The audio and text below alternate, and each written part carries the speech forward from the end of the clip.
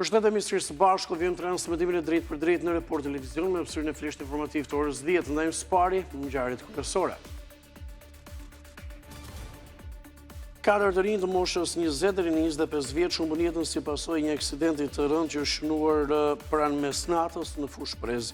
Një automjet është përplasur me një betonire duke shpërthyer në flak, ndërsa 4 të rinj të dogjën brenda mjetit. 2 prej tyre janë vëllezër, ndërsa të 4 të raportohet janë nga Borizana e Fushkrujës. Edhe në komunikim në radhës në rubrikën Sy kryeministri Rama nënvizoi se me 11 maj Partia Socialiste duhet marrë një mandat që të mos luhatet procesi i integrimit në Bashkimin Evropian. Rama tha se s'ka rëndësi se kush do të ulet në kryezën e BE, edhe pse beson se do të jetë një socialist, por mjafton që do të jetë Shqipëria.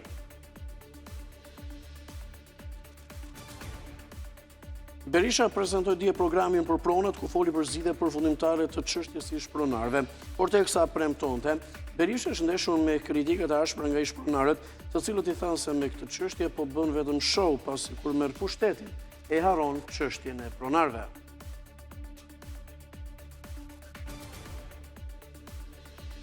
Banka Europiane e Investimeve pritet që të financojë një sër projektesh të mëdha në Shqipëri, nga ato ekologjore apo tek projektet e sigurisë ajrore. Zëvendës presidenti ka thënë për Report Televizion se do të mbështesim Shqipërinë drejt antarësimit në Bashkimin Evropian. Liderët e Bashkimit Evropian janë zotuar se do të vazhdojnë mbështesjen Ukrainën me armë, pavarësisht përpjekjes së Rusisë që të parandalojë dërgimin e armëve të perëndimit në Kiev përmes bisedimeve të vazhdueshme për armëpushim edhe me presidentin e SBA-ve Donald Trump. Në xhaminë e Plumbit në Shkodër po vjen puna restauruese që pritet të përfundojë brenda muajit maj dhe të jetë gati për besimtarët. Aktualisht monumentet kulturës, pepet dorë e fundit përfshirë edhe element dekorativ.